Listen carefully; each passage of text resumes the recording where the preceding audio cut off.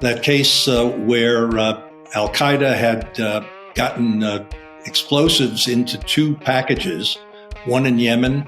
Well, both started out in Yemen. One went on its way to the United States through Qatar and Dubai, and the other one going through Europe, both addressed to synagogues in Chicago. But it was at the Yemen cargo plot where we hit on exactly what you've said, that the tension between the private sector and the public sector as a result of the way in which counterterrorism had been introduced into border governance was not working. Before we get started with the show, here's a quick word from our sponsor, Global Training Center.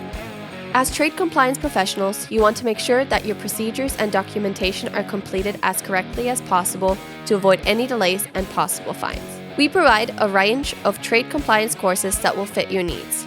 From in-person or web training to recorded on-demand courses, we can train one or even thousands on your team through your learning platform or on our portal. We can even customize a private session for your team. Go to globaltrainingcenter.com to find out more. Hey folks, Happy New Year. This is a great time for our Simply Trade podcast. We've had a fantastic 2023. You guys have helped us do a whole lot of great things and achieve, for a new podcast show, you've helped us achieve quite a few little milestones.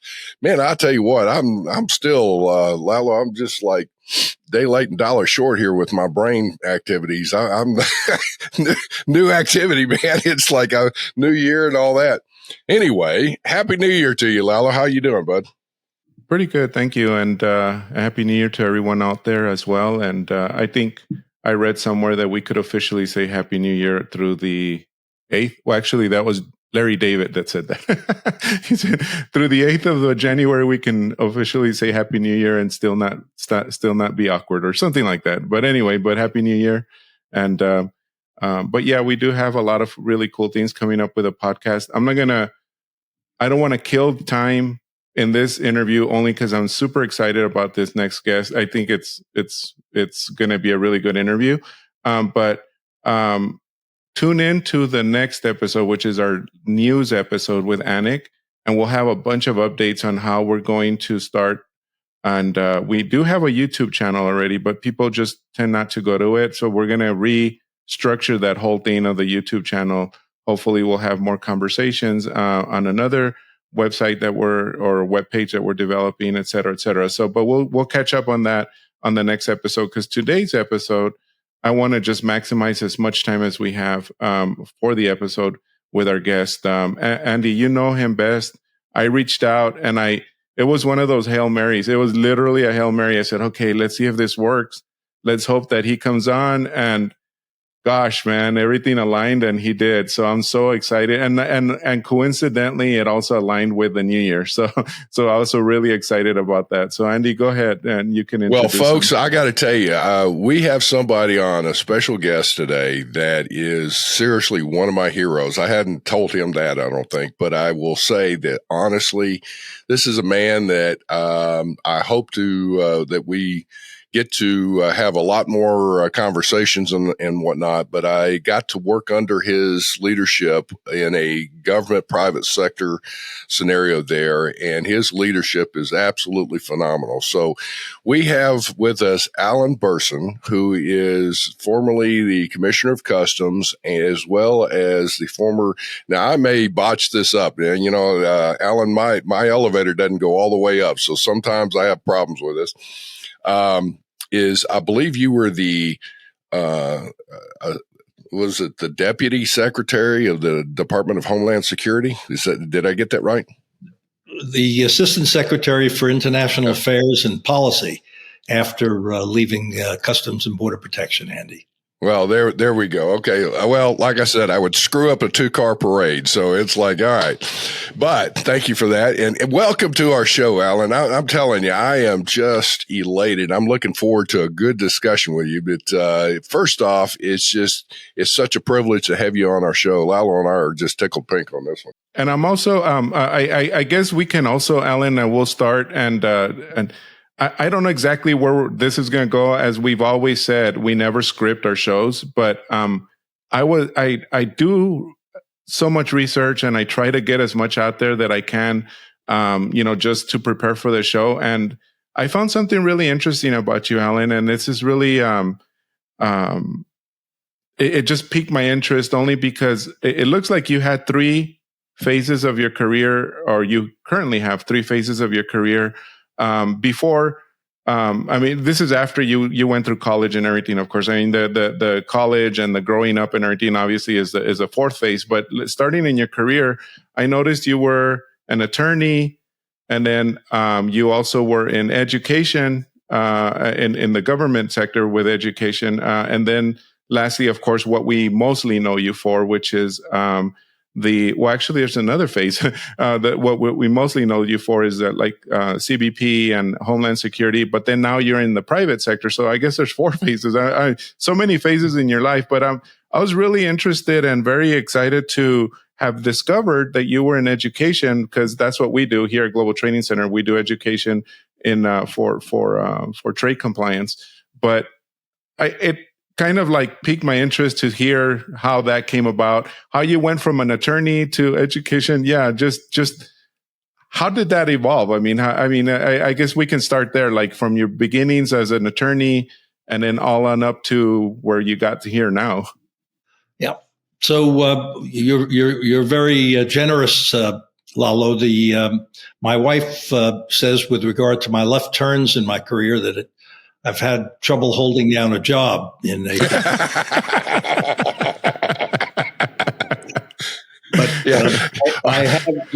I have been blessed with either the thick-headedness or the insight to understand that if you develop a core set of skills, that you can apply that to a variety of sectors. And as it turned out, after I was a corporate lawyer for just under 20 years in Los Angeles, we came into then a period of 25 years of public service. And it started as the U.S. Attorney in San Diego under the Clinton administration. And that's, as Andy knows, that's when border governance and control first really became a principal focus of American politics and policymaking. The idea that the U.S.-Mexican border and also the Canadian-U.S. border needed to be controlled. And that, as we'll discuss during the hour, really came into full view after 9/11.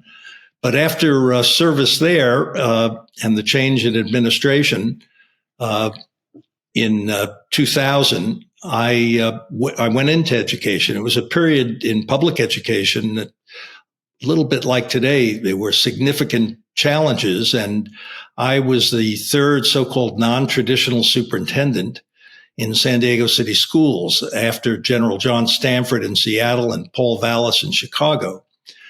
This was a time when we realized, with President Bush's No Child Left Behind, that we needed to really up the game in public education in order to be much more inclusive of students who in the past had been left behind. So I was selected by the school board in San Diego as a non-traditional superintendent. And after my service, actually, that continued with Arnie Duncan in Chicago, and then Joel Klein in New York City. And it was a very exciting period in public education. I actually served for 7 years as superintendent in San Diego in a tumultuous reform period that sort of came off of the reforms that had started during the so-called border czar period of my career earlier in San Diego and across the southwest border. But I will say that to this day, I believe it was the most important work that I've done in my career, but I can assure you that it wasn't the most fun. It was a very tumultuous political period in public education, but I wouldn't have missed it. Well, let me jump in on something, is that being a unconventional candidate, if you will, as superintendent there or person, I'm sure that you right off the bat, you hit things where traditionally the school system, the schools themselves, the administrations of the schools, as well as the teachers then were used to doing things a certain way. I would have to think that you would bring, I mean, to me, I think you're a phenomenal visionary leader. With that, I could see where, as you're coming in, how did you, I'm sure you had resistance with some of that, but on the same token is that, how did you develop a vision for that school system and then gain, I guess, support, or did you just bust through some things and replace some, long tenured folks that are used to being the big fish in a small pond kind of a deal, or what'd you do? Well, Andy, as you know, the first thing is that you never do it alone. So the key for a leader, in addition to developing a vision of where you'd like an organization or a culture to go, is you have to put together the right team. And because at that point I was not well versed in curriculum and instruction, I hired first-rate team, and it was a extraordinary group of people that actually started down this reform period. I brought in Anthony Alvarado, who had been the chancellor of the New York City school system and was a genuine expert in curriculum and instruction. I hired my former colleague, former Marine Corps colonel, who had been with me at CBP, and actually not at CBP. It was during the Valley Project in Southeast San Diego, when I think the war on drugs there was taken to a different level.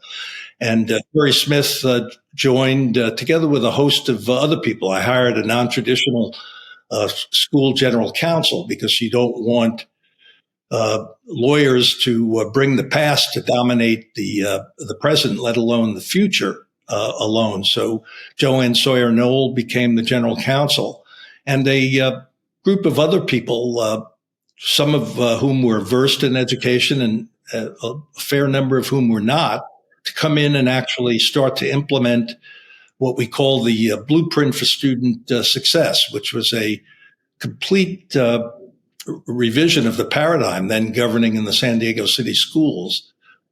We focused on instruction and the idea that for students to learn more effectively, teachers had to teach more effectively.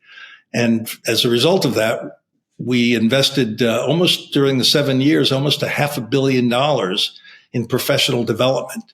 And I've always understood that, and it carried on into the Customs and Border Protection and DHS period, and even now today, with this idea that you invest in your team, that this is really about the people, but it's not just the people at the top, but it's the people on the front line who have to get the skills and knowledge that they need to more effectively discharge their duties.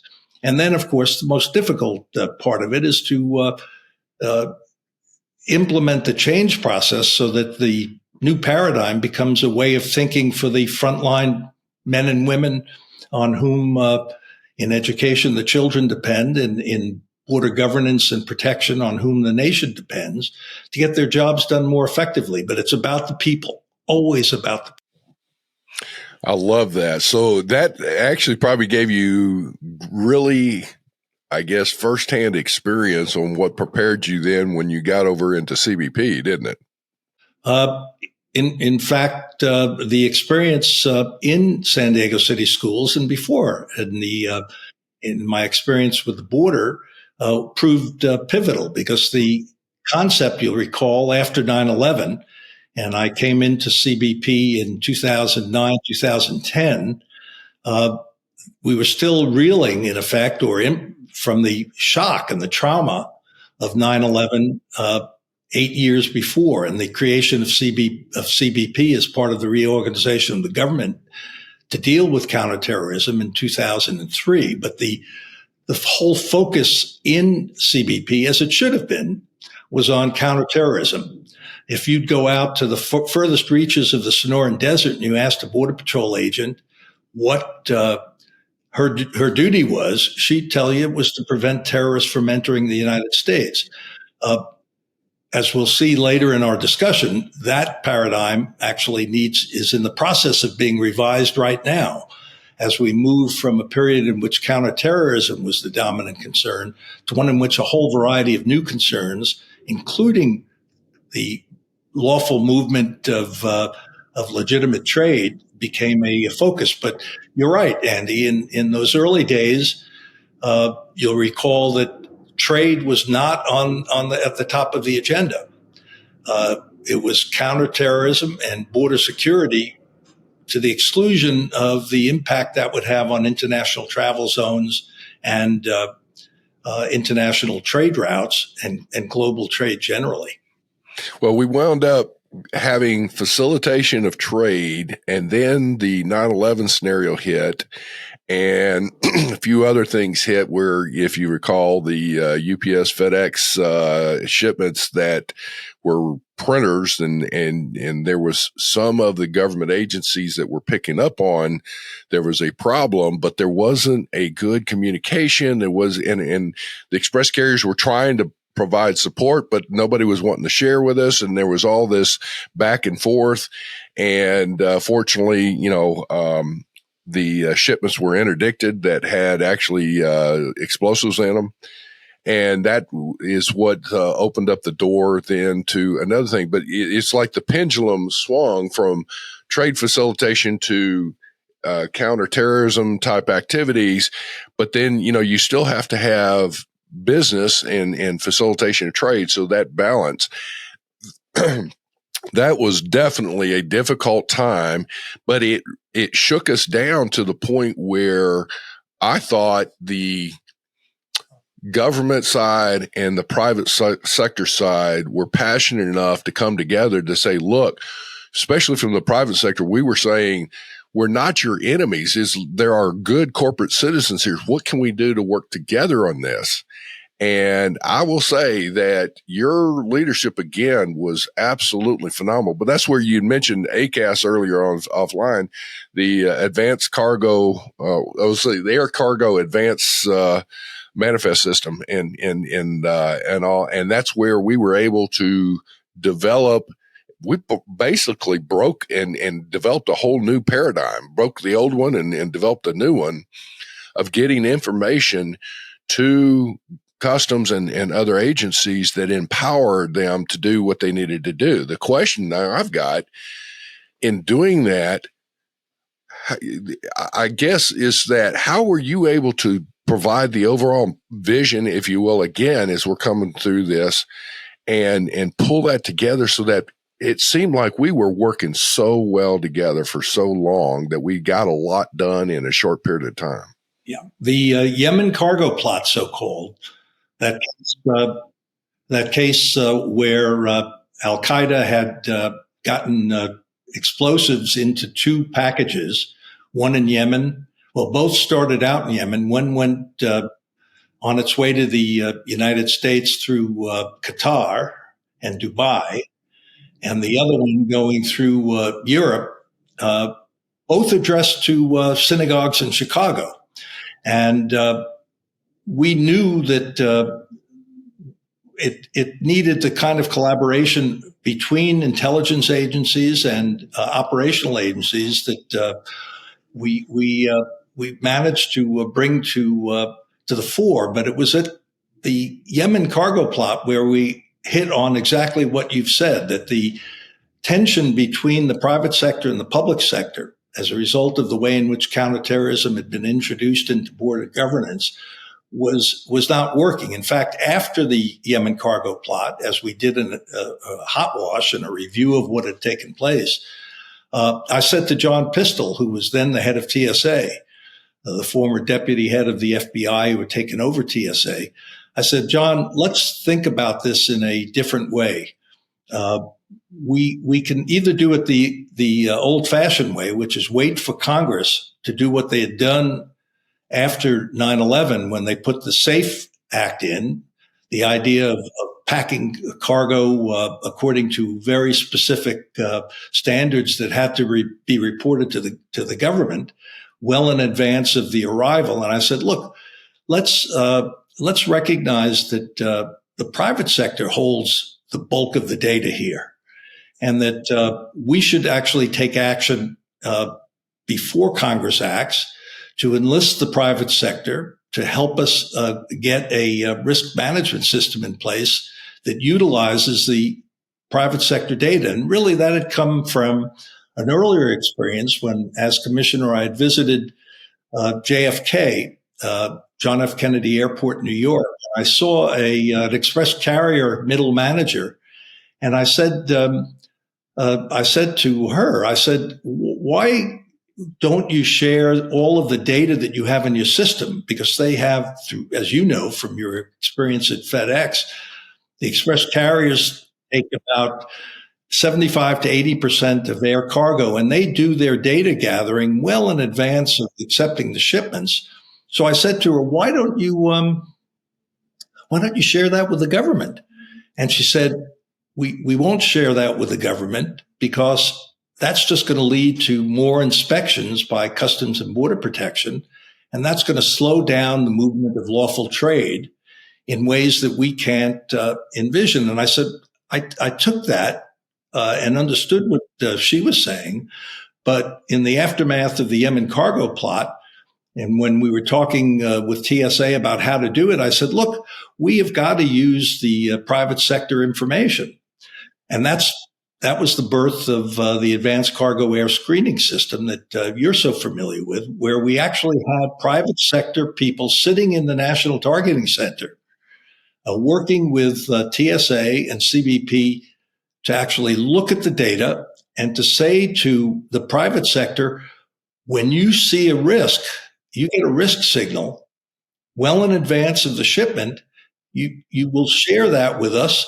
And the prediction was that we would do a lot less inspection than we were doing beforehand. And that's, in fact, what took place. And the pilot succeeded. Now it's a matter of border governance and border control law. Well, the one thing I will say that was very encouraging from a private sector perspective, we were looking at things, from the express carriers and other modes of transportation should be doing it as well. And they are getting there now. But it was the traditional procedures is you would, here's what's on our aircraft, here's what's on the scenario, and then put it all together and transmit the manifest at one time. And we had to, again, collectively and collaboratively re-engineer that whole process so that sometimes you may have, let's say, 3 different flights out of a gateway.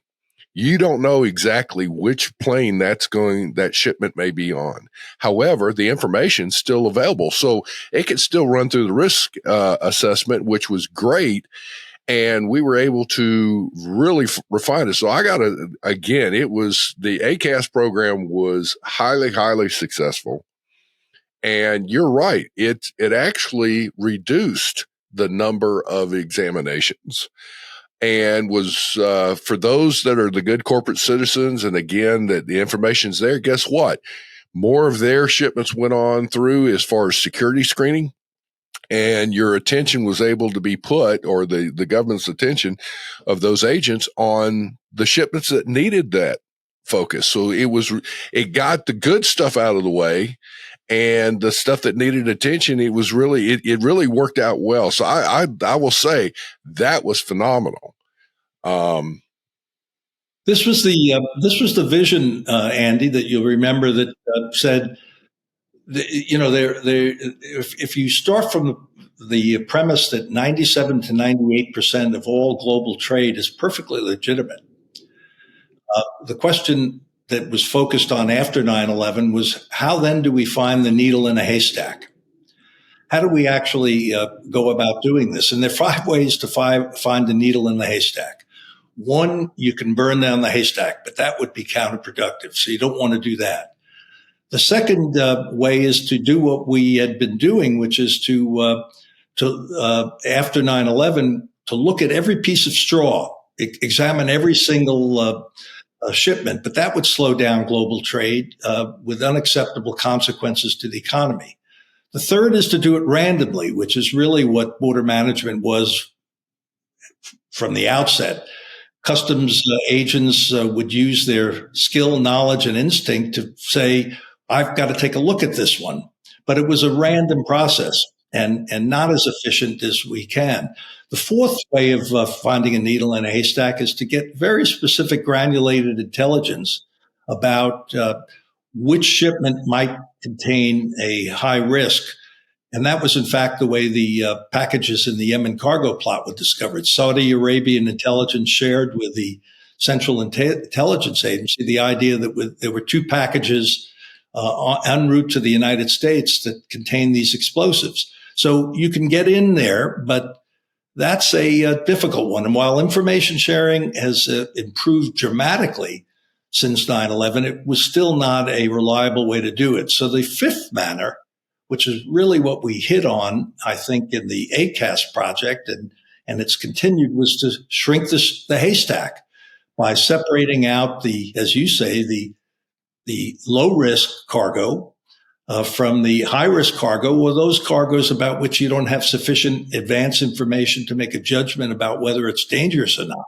And that's really was the linchpin and the new paradigm that motivated ACAS, dramatically expanding the authorized economic operator programs, as CTPAT is here in the United States, and it changes the way in which the private sector and the public sector interact with regard to global trade. Well, I will say that it made CBP agents so much more productive and effective that, and again, it was a collaborative effort, and again, it was just phenomenal program. But one of the things that then, as we continued on, going into re-engineering the entry process, and that to me was probably the biggest project that I saw from the outside at this point, that I'm like, man, this, the ACE project, it was, hundreds of millions of dollars were spent on this. It was way behind schedule. It was still not going anywhere. And, you launched the entry simplification effort, and there was an entry simplification working group that I had the privilege to work on. But I got to ask you, is that in looking at this, and we had hit that ACAS, we had, different challenges going on. And as you were basically running the largest police force in the country and doing all the things you were trying to do, talk about that ACAS. What was it that I'm sure you must have been really frustrated when you're getting updates on what's going on, and how was your approach on that? I mean, I'm just fascinated on somehow you took hold of that, and your leadership is phenomenal, but you had to have had a passion for not settling for mediocrity and getting something done. Well, the first was to recognize that the paradigm we operated and were operating under just wasn't producing the kind of results that we wanted.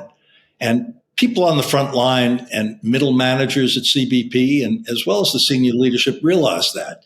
And it was really after what I recalled was that after 9/11, you'll remember that our first response to that was we shut down all the ports of entry, all the airports, seaports, and land ports. And it was a natural and understandable reaction, but it led to a result where we had lines of trucks going north into Canada, stretching for miles and miles, and south into Mexico, requiring hours and hours and hours of wait.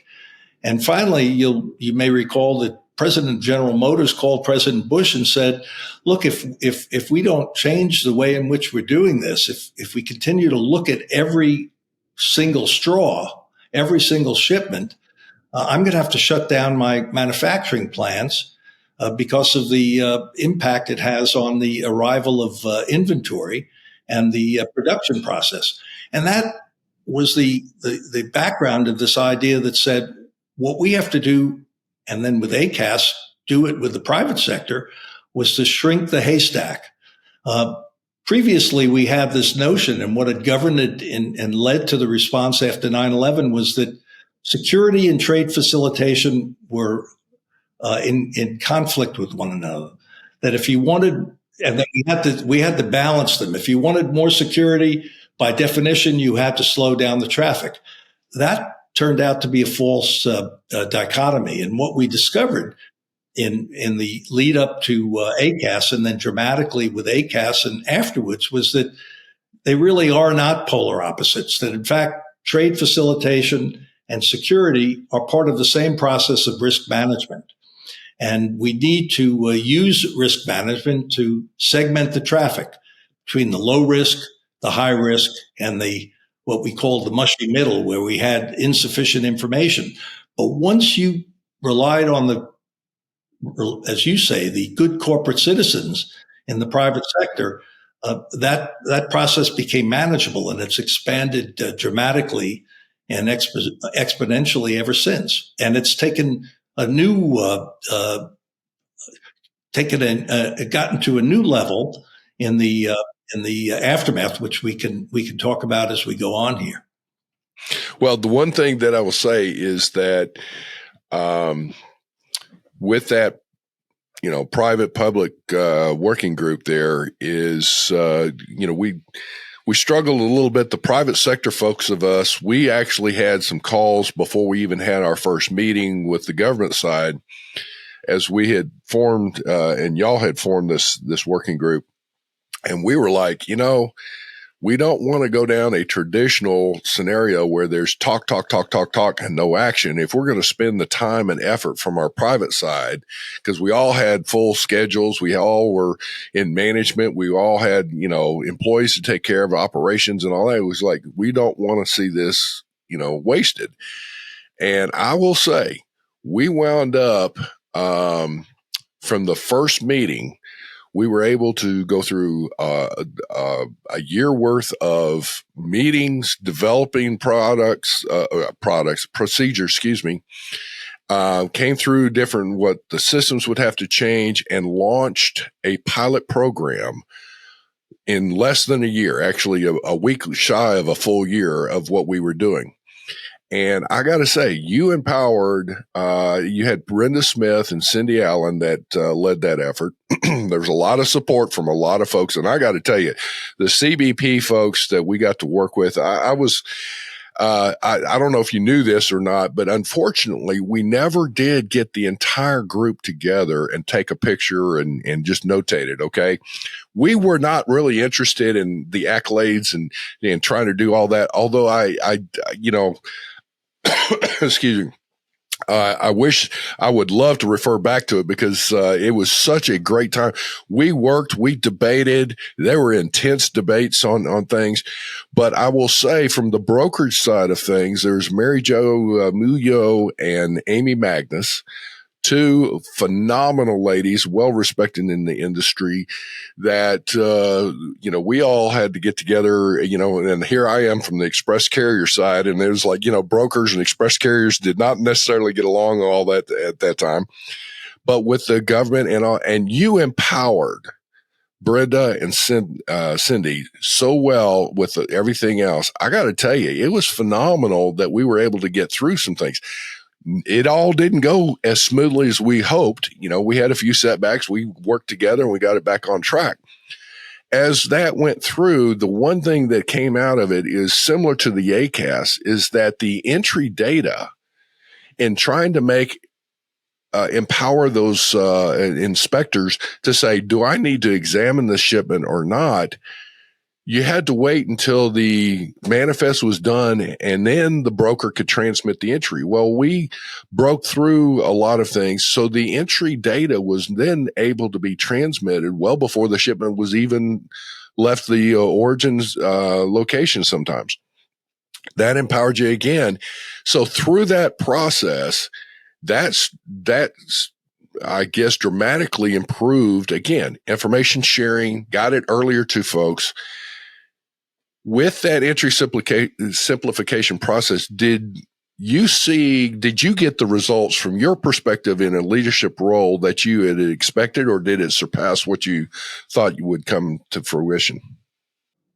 The way in which the private sector and public sector teams engaged on this produced the results we hoped, but it happened much more quickly than we thought it could. And that was a function, I think, Andy, of getting the consensus on a new paradigm.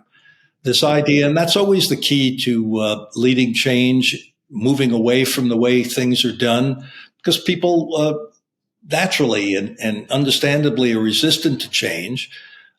They have a way of doing things. But what was of particular note here was that people began to get it. They began to see the logic and the importance in it. And that's really what we've been building on ever since, in terms of the cooperation between the public sector and the private sector.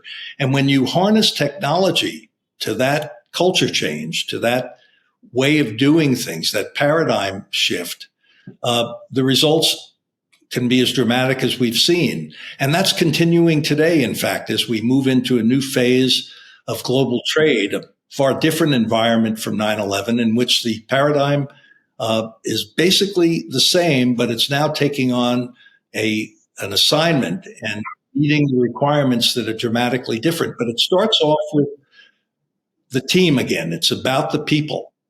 And as people get comfortable with the new paradigm and they see the logic of it, don't ever underestimate what an organization can do once it catches on. That's the way winning streaks get established in sports and in business. Thank you very much for joining us. Simply Trade is brought to you by the generous contributions of Global Training Center.